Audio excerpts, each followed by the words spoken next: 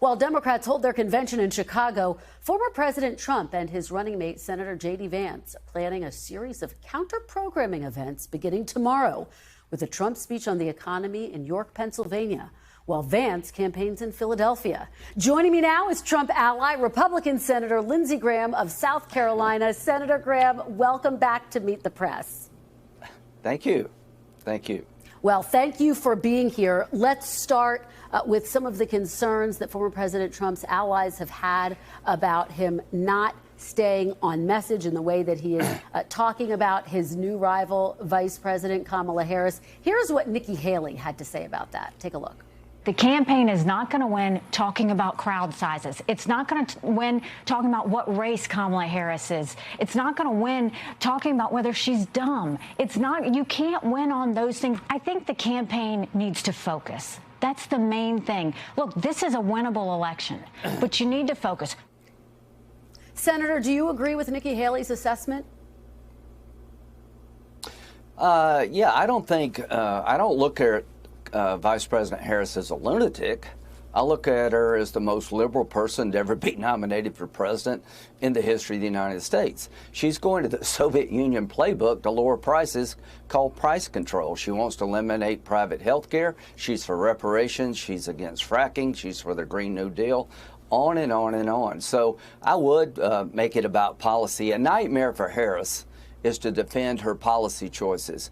Every day we're not talking about her policy choices as vice president, and what she would do as president is a good day for her and a bad day for us. And of course, her campaign has said she's actually not opposed to fracking. But the broader question here, right, Senator Graham, how can you be for the Green New Deal? Wait a minute. How can you be for the Green New Deal and not be opposed to fracking? Well, that's BS. Okay. Go ahead, I'm sorry. Let me ask you, big picture, bottom line me here. Do you think former President Trump should stop talking about Vice President Harris's race and intelligence? Yeah, I think my view is that me and Nikki need to go to Georgia. We're giving advice on TV to President Trump. He's got a lot of critics. He's got a lot of advisors. But to Nikki Haley and DeSantis and Youngkin and all these great people we have, let's get together and actually campaign for the guy rather than just give advice. But in the advice-giving column, here's what I would say. President Trump can win this election.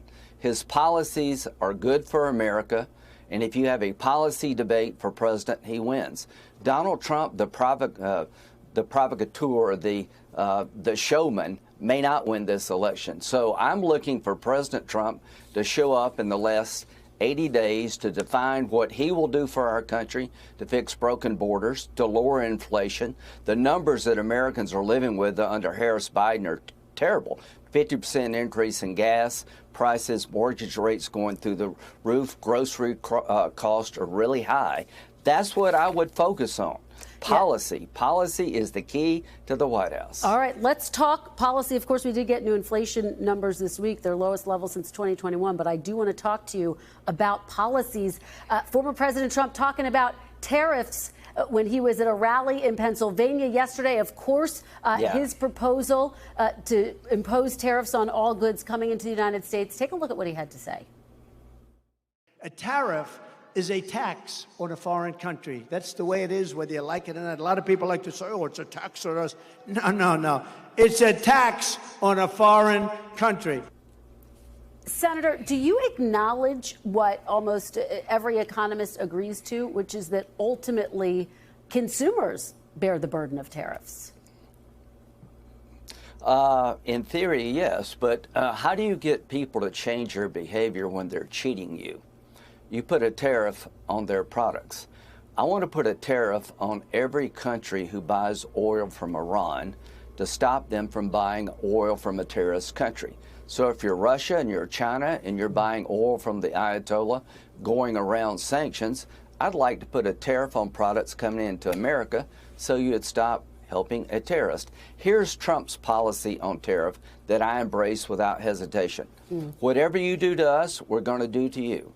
His number one view of tariffs is reciprocal. If you put a tariff on our products, we're going to put one on yours. Let's try to eliminate tariffs to the extent we can. That makes a lot of common sense to me.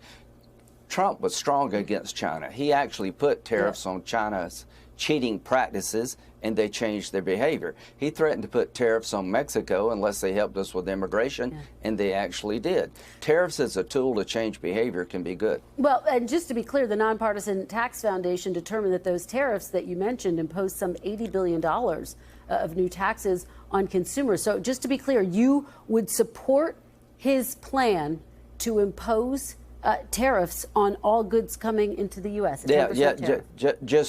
Just to be clear, I support his idea that whatever a country does to us on tariffs, we're going to do to you. So if you make a car in Europe and we put a 10% tariff on it, and we make a car in America and sell it to Europe, and they put a 30% tariff on our cars, we're going to 30%. That's the Trump policy. That makes eminent sense to me. So out there, to those who are watching what Trump may do in the second term, I think he will use tariffs to change behavior, and I think he will try to impose tariffs on people, impose tariffs on our products. Let's all go to zero if we can. All right. Well, look, we are all about to watch what happens at the Democratic National Convention. I want to talk about something that happened at the Republican National Convention. The Republicans rolled out their platform, and on the issue of abortion, it did not call for a national abortion ban for the first time in 40 years, Senator. You, of course, have supported a 15-week national ban on abortion. Here's what you said about the platform right before it was rolled out. If we change our platform, and we buy into the narrative, being pro-life is bad politics, being strong for the Second Amendment is bad politics, we're going to be net losers, because the people who believe like we do are going to abandon us because we've abandoned what makes us different. Senator, do you still think the party's new position is a mistake? No, I think what they were able to do is kind of thread a needle here. They talked about, the unborn child has a constitutional right to life. President Trump is a states' rights guy with exceptions for rape, incest, life of the mother. I believe most Americans want those exceptions. They're opposing any law that makes a raped woman carry a child. Like 80% of Americans are against that. But also most Americans are against late-term abortion. But he's our nominee. He believes the states' rights approach is the way to go. The platform I'm okay with. We'll continue to have this discussion, but we're not going to win or lose based on abortion. We're going to win or lose based on, can we change the policy trajectory of this country? Can we lower gas prices? Can we control the border? Can we lower your food prices? The good news is we can, because we did. You know, we're not going to the Soviet Union playbook to fix the problems of America. We're going to capitalism, American competition, entrepreneurship, and common sense to lower prices for America. Senator, would you advise Mr. Trump, if he were to be elected, to support a federal ban? I'm going to keep being me. I think most Americans are opposed to late-term abortions. But so is that a my yes, personal Senator? views. Is that a 70%. yes? Well, I'm going to keep saying that there should be, at some point, the baby feels pain. You know, our policy, in France, they limit abortion at 14 weeks. A 15-week ban doesn't ban abortion. It protects unborn children from an excruciating death. This is a debate worth a great country to have. But this election's not going to be about abortion. It's going to be about the economy and a world on fire. And the nightmare for Kamala Harris is to have to defend her policy choices and explain to the American people why the world is not on fire. Governor Whitmer said Biden was a great president. He's been a disaster. And the disaster will continue with Harris. Well, let's talk about the rest of the world, since you bring it up. Yes. And I want to start by talking about Mr. Trump's running mate. You have expressed criticism of Senator Vance in the past, particularly on the issue of the war in Ukraine. You've called his arguments against military support garbage.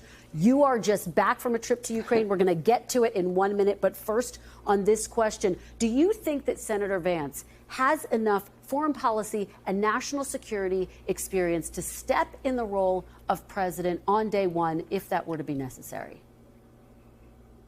Yeah, I completely support him. I think he'd be a much better choice than Walz, that JD could go into office and pursue an American First agenda. His concern about Ukraine is we're stretched too thin. We're giving them weapons we may need to fight China. And here's my response to what he says. The best way to prevent fighting China is to be strong on Ukraine. If China sees Putin winning, by force of arms, taking territory of Ukraine and getting away with it, they're going to take Taiwan.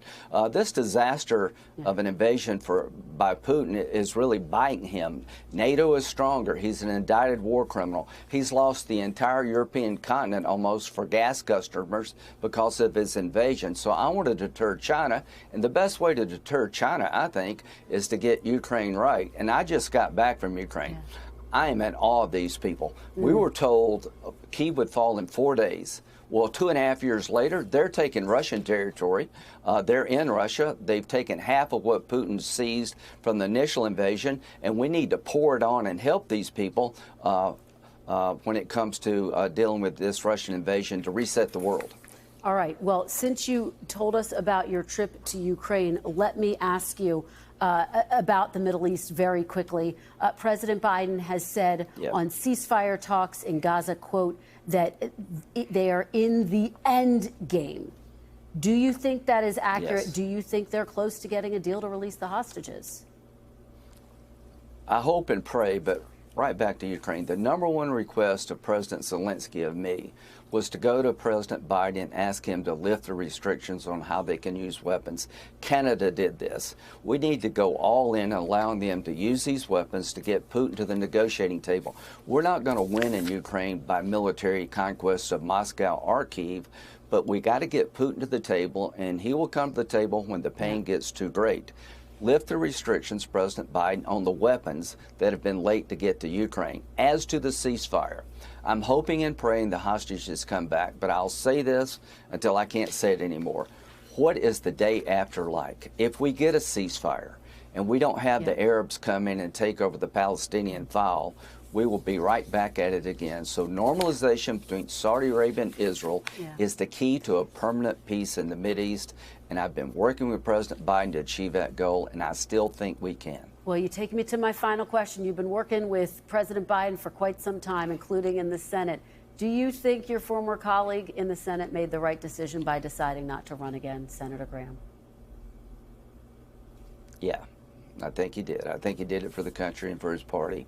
I've always enjoyed my relationship with him. We have deep and wide policy differences, but to President Biden, give Ukraine the ability to fight back to end this war on favorable terms. I will help you land the biggest deal in decades in the Mideast.